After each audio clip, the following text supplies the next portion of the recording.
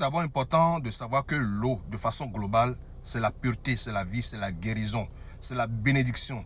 Mais lorsqu'elle est souillée, soit vous vous retrouvez dans de l'eau sale. Il y a beaucoup de personnes qui pensent que lorsque vous rêvez de l'eau, vous faites un rêve dans lequel vous vous retrouvez en train de vous baigner à la plage par exemple, ou bien dans l'eau douce, ou soit que vous êtes au bord de la mer. En tout cas, tout rêve relatif à l'eau. Il y a beaucoup de personnes qui pensent que vous avez déjà une divinité en vous-même qui est en train de se révéler.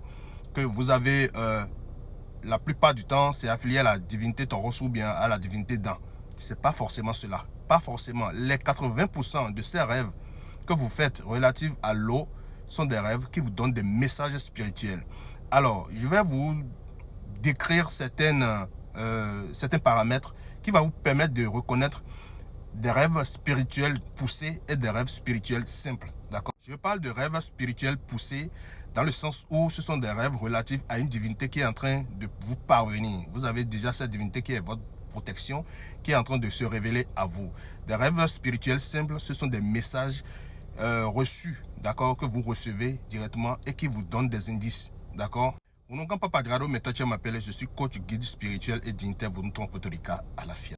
Tout d'abord, il est important de vous faire savoir que lorsque vous faites des rêves répétitifs, c'est-à-dire en une semaine, vous devez faire ce rêve-là répétitivement.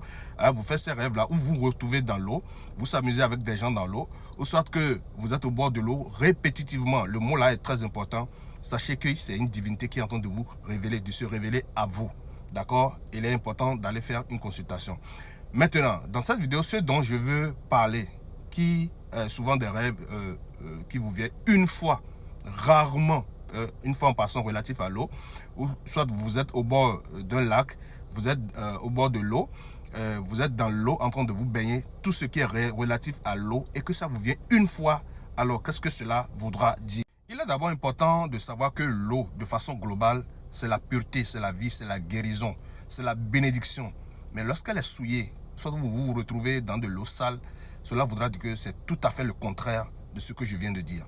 D'accord? Lorsque vous faites un rêve dans lequel vous êtes dans de l'eau claire, d'accord, l'eau est limpide, ou soit que vous êtes en train de boire de l'eau claire, cela voudra dire que votre énergie est en train de se régénérer.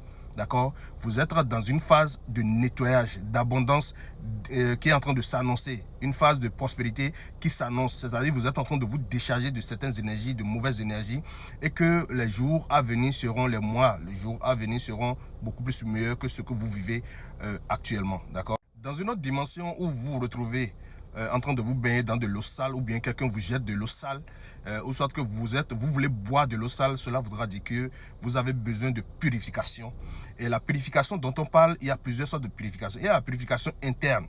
Interne qui est le fait de se vider des problèmes. C'est-à-dire si vous êtes rancunier, essayez de faire le ménage en vous-même. La purification physique passe par les plantes, les feuilles que vous connaissez déjà. Donc si vous faites un rêve dans lequel vous vous retrouvez en train vous êtes dans de l'eau souillée, sale, ça annonce tout à fait le contraire de ce que je viens de dire. Des blocages, des problèmes à venir, la vigilance, les tromperies et tout ce qui va avec. Ça, c'est l'eau, ça. D'accord?